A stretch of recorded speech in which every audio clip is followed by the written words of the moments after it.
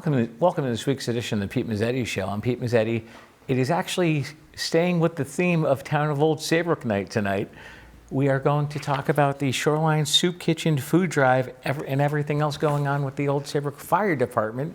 With me to discuss what's going on is my buddy Max Sabrin. Mr. Max. Good morning. Hi, buddy. How are you, Pete? Good, man. How are you? Good to see you. It's been a while. We speak often, but we don't see each other enough. I know. It's like we don't talk to we speak, but we don't talk to each other. We don't see each other. We don't see each other enough. I know. How you been? Very, very good. Thank God. What's new? Well, we're at the 12th annual Old Saybrook and Connecticut Shoreline Fire Department food drive, which is pretty spectacular because, like you, it's near and dear to my heart, and I had to bring in my cheat sheet because the numbers. That's okay. I got mine too. So. The numbers are staggering, and it's a labor of love, and you with other resources like Lee and Gil, but particularly this show gets it out on social media, and that's the key is helping people. And when the word goes out from your show, people do come down, and it's really impressive, and I really appreciate it. Yeah, no problem. Thank you, my friend. And I actually enjoy coming down and hanging out with you and Lee and Gil and meeting all the fire department people in Saybrook and just getting ready to know because you guys are all volunteer. All volunteers, 24/7. And you care about the community. Sure, it's a busy house, and we're the pride of the shoreline, and it makes me proud, and I'm really proud and humbled to be with, and October is my 20th year with them. Wow. Yeah, so it's just like that. Yeah. All right, let's talk about the food drive. Sure. So I asked Ed, the manager over at the Walmart, for a couple of props, and he dropped. This is partial. He gave me like about $100 worth of starter kit of the samples that we need, and this is ongoing. Starting today, you could drop off at Mercina's in Old Saybrook, Parthenon Diner in Old Saybrook, Essex Bank in Old Saybrook, and Sal's Pizza and Pasta if you can't make it on April 20th to the main event at us and the other 7 fire departments. So there is no excuse. We make it as easy as possible for you to grab those flyers, see what's on sale at the participating supermarkets, Big Y, Stop and Shop, DG Market, ShopRite in Clinton. I mean, we're going to be everywhere. It's going to be white on rice, and it's I can't tell you how touching it is for the participation of the. First of all, people don't understand. We're volunteers. We don't get paid. Right. So we volunteer monthly, daily, when available. We have family. We have jobs, we have training. So for our guys and gals to come out on a Saturday from 9 to 1, April 20th, please come down and support us, supporting the Shoreline Soup Kitchen. And this, I get the numbers, and this is staggering. So the Shoreline Soup Kitchen, which is very dear to you as well, 35-year history, almost 2 million pounds were distributed last year. That was the most in their history, and much higher than pre-pandemic time. So it's the food insecurity is a problem, and the way I was brought up and raised is no one in my town, my city, my state, my country should be hungry, and this is one can of soup, 1 jar of peanut butter, 2 whatever's on sale, non-perishable, grab it and come down on the 20th of April. From 9 to 1, or even before that during regular business hours again, and I'm reiterating because it's so important. I want to break the record. Every year I want to break the record, and with your help, we do. And Stop and Shop will be at Stop and Shop in Old Saybrook and Clinton. Essex Fire Department will be at DG Market. We got Big Y in Old Saybrook and Clinton.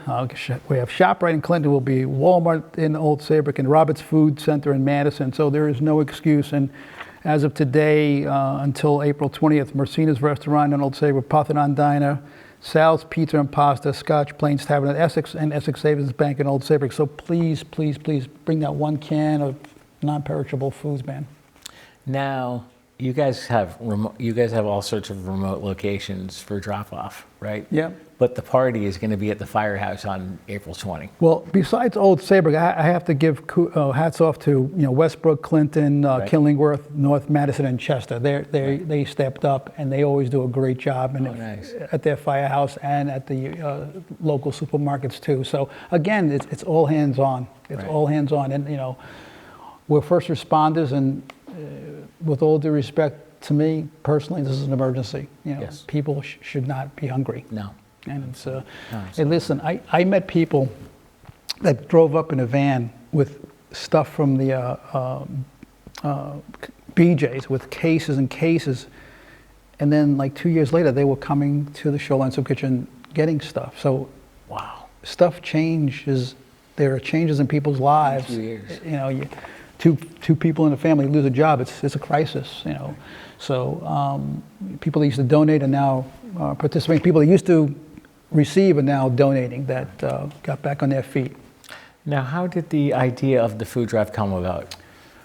I want to say 2008, 2009, Governor Rell did a statewide Food drive? Day of Compassion. Okay. Every firehouse in the state of Connecticut, and I spearheaded the Shoreline for Old Saybrook, and it was tremendous. It was a big successful event. I want to say July 2009. The Shoreline Soup Kitchen saw that and said, we have 11 towns we take care of. So then Patty at the time said, Yep. Can you do a food drive? And I think, because people forget, they usually do food drives for Thanksgiving and Christmas, but there's a push to remind people of either volunteer or donate in the springtime, because it's a 7-day-a-week, 12-month-a-year need for getting food. And I see you in your hand, you have a list of most popular items that people are looking for, and also here on the table. This is the key. So it's the show and tell today. All right. Peanut butter is one of the number one things we need. Pardon me, canned tuna, pasta, and pasta sauce. Those are like the hottest items that are nutritional and most needed. Right. In again, canned soup, canned fruit, applesauce, canned vegetables, white rice.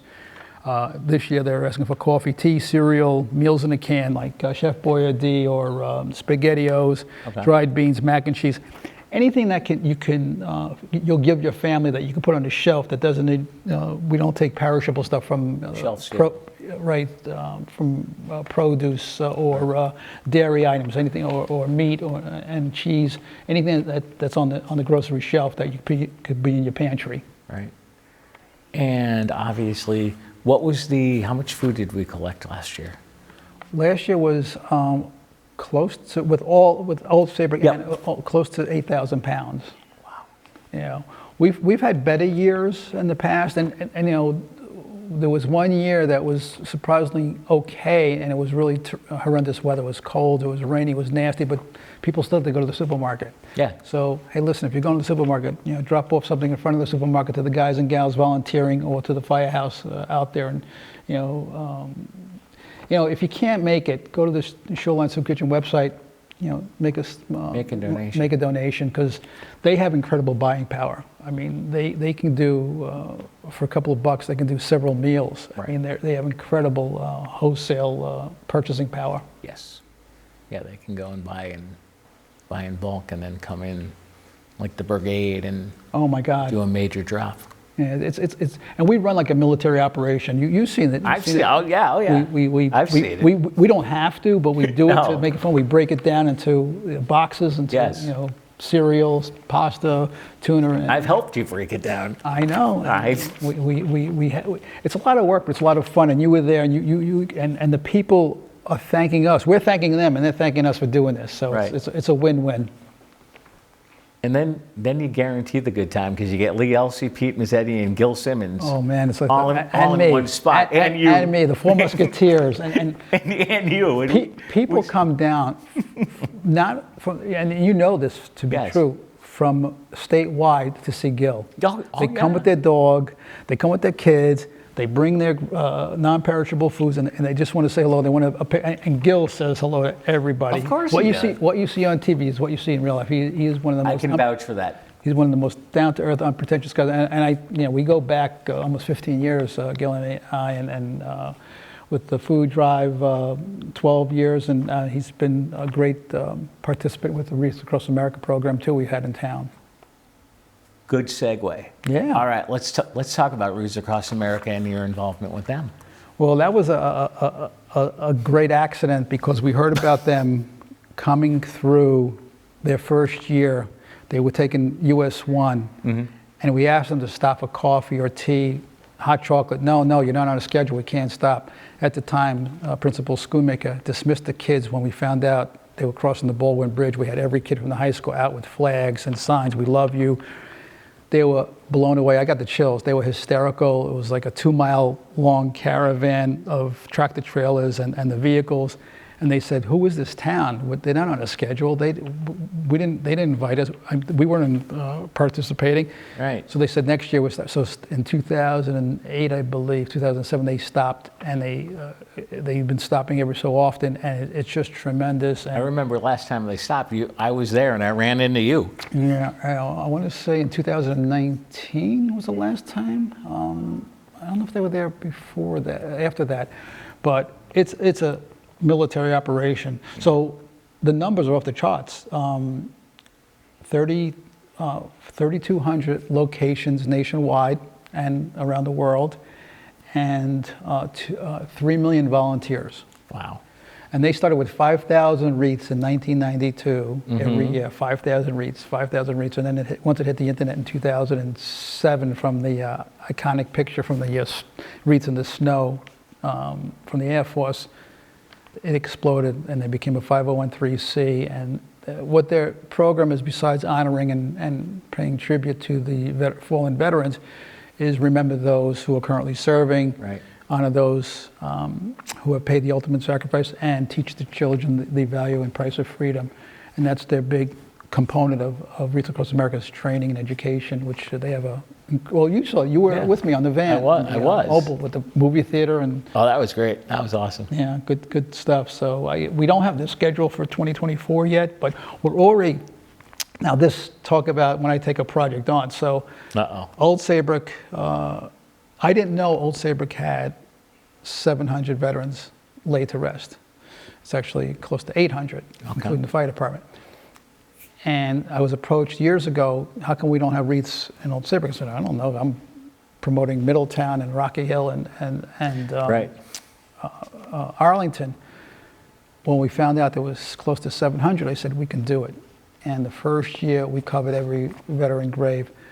This year, for 2024, we sold out 880 wreaths, which includes 105 for the fire department purchased for their veterans, fallen firefighters, and 700 and close to 775 veterans laid to rest. Wow. So we're covered for 2024. We'll be working on 2025 to cover it, because they have a special Wreaths Across America on the day, December 16th. Buy 2, get 3 free, and we participate, and really? People just jump on that. So it's a great event, great organization. Would you mind sticking around for another segment? Please. All right, we'll be right back. Slow down. Slow down and move over. And move over. When you see lights, vests, or reflectors, please give us some room. Slow down and move over. When you need us, we've got your back. Do you have ours? You got our back? You got ours? You got our back? Please, slow down and move over.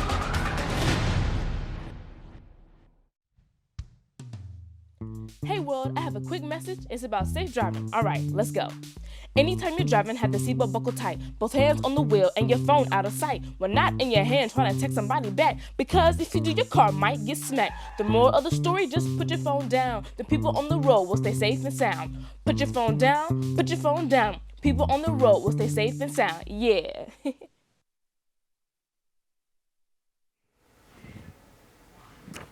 Welcome back to this week's edition of the Pete Mezzetti Show. I'm Pete Mezzetti, sitting here with Max Sabrin from the Old Saybrook Fire Department. Mr. Max, welcome back, my friend. Thank you so much, Pete, for having me. I really appreciate it. Not a problem. Hey, so in the PSA break, we saw a PSA about slow down, move over. It's the law. Maybe we can talk a little bit about that PSA that we just saw. It's not known. It's national law.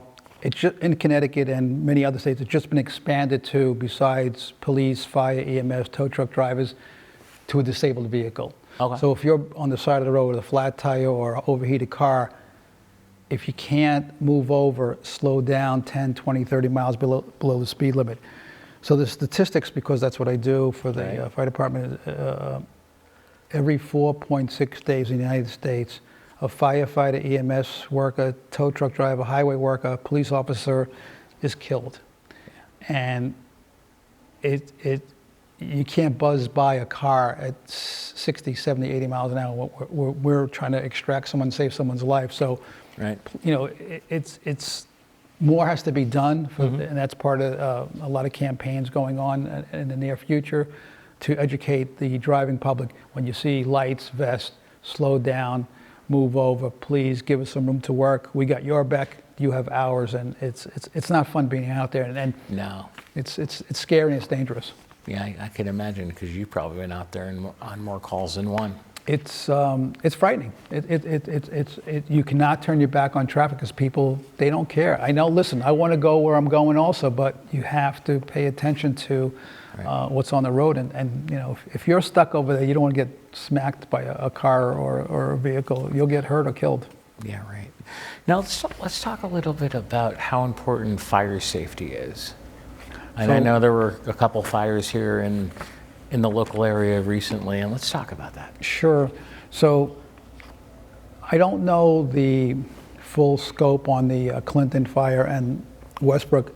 I believe it to be possibly lithium batteries, which has been a crisis in New York City from the electric bikes and electric scooters. They're very, very dangerous. Right. Charging. If you're not buying the brand, the name charger, the brand name battery, you're buying alternate markets, knockoffs. They're not going to charge properly. They're going to overheat. When those things light up, it's bad. They take off fast. And New York City had in the last year about 25 fatalities. Wow. From electric scooters and electric bikes, because people are charging them in the apartments, in their houses, in the hallways. So it blocks your exit out of the fire, and it just blows me away. So as of today, in the United States, 725 people have died from fires. And I don't know how many there were, but quite a few were from non-working smoke detectors. Wow. So people have pulled out the batteries during cooking, and if the smoke detector is 10 years old or older, replace it. Right. If the CO detector is 7 years old or older, replace it. The most least expensive insurance policy is having a working detector, and you got to have a working detector. And when that thing goes off, get out and call the police, call the fire department, call 911. Yes, there are faulty detectors, but if you smell smoke, or every second counts in a detector going off. Mine went off the other day at my home. My mom burned toast. We had that today in Old Saybrook, burnt food. I'm like, because I hear it go off. My mom was like, "Your smoke detector's going to go off in about 3 seconds." I'm like, "What'd you do?" She's like, "I burned something." I'm like, that'll do it. I'm like, my dad was like, "Hey, at least they work." I'm like, right? That's not the way to test it. No, it's not. So we just had, change the clocks. We tell people every time you change your clocks, change your batteries. Of course, if you have a 10-year battery, 10-year detector, you don't need to change it, but you still should test it every month, make sure they work. And listen, I've done it. I've taken the battery out because the smoke detector is in proximity to the kitchen, and we burn something in the oven, and you got to remember to put that battery back, and sometimes people don't put the battery back. So working detectors save lives. Absolutely. Now, what's the difference between the hardwired detectors, is it the 10-year battery, and the regular battery? So the hardwired detectors do have a battery. Okay. So in case there's a blackout, the detector will still work because there still are fires Right. in blackouts. Right. So even though it may be hardwired, and people are under the assumption, well, I don't need a battery, it's hardwired. Well, you do need a battery because if there's a blackout, there's a battery backup so that detector still works. Because fires don't care if you have lights or don't have lights. They'll and people, when there's a blackout, they'll use candles. No. So Those will catch on fire too. so it's very frightening, not to have a working detector. And it's a pet peeve of mine. Of it's the least expensive insurance policy money could buy. Now, what about the CO detectors? Those are good for 7 years, and if you have a adjacent garage to your home, you need it. Or if you have a gas fireplace or a gas water heater, you definitely need. See, my unit is all, I don't have a garage, I'm all electric, so technically I don't have a CO detector. When I did have my pellet stove running, I did have the CO detector and as backup. You always want, because you can't smell it or see it with CO, so it's important to have it if you have a gas, propane. It's a silent killer. Yeah, those are the scary calls we've had. Calls with symptoms, without symptoms. So it's all hands on deck when there's symptoms. That means people get hurt. How many members in the Old Saybrook Fire Department do you guys have? Close to 90. Wow. We're a very strong department, and that encompasses juniors, probies. Just turned 18 that will be regular members soon. So. It's a good, healthy department, and it's a good camaraderie of the guys and gals literally from 16 to 70 plus. Chief Joe's still in charge? Joe Johnson. Yeah. He was a junior firefighter many, many years ago. Now he's a chief of the department, going strong, keeping the ranks in place. Now, how can you get involved with the fire department or volunteer with the fire? Besides Old Saybrook, every town can use you because there's attrition. People, because of their job, relocate. Because of personal reasons, they cannot serve. So every fire department can use your services, and there's a job for everyone. It could be fire police, which is traffic control, which I do, or firefighting, and the training is provided, physicals provided. You'll get dirty, you'll sweat, but it's a great feeling. Now, what do you do as fire police? Maybe can you explain that? Sure. We are probably the most dangerous part of the fire department. We're the ones who are out there protecting our guys and gals from vehicles, making sure they don't run over the hose. If we're fighting a fire, there may be hose laid out from the hydrant, so we'll have to close the street, and it's so detour traffic for a fire. Or if there's an accident, turn them around, or just alternate traffic if it's down to one lane.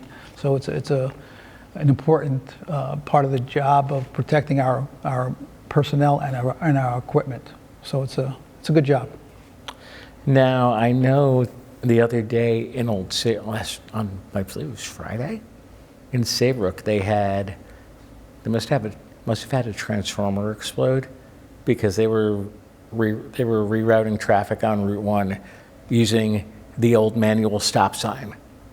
Oh, so a power outage. It could be in a power outage. Yeah, the police provides the traffic signage. Yeah, I saw that. I'm like, oh my God, this is going to be crazy trying to get through the center of town, because when I was going northbound, traffic was backed up to Mill Rock Road East by where Mystic Market is. Oh, sure. It was all, yeah. And I'm sure it was backed up farther there because you get getting on the highway or going up past the auto mall.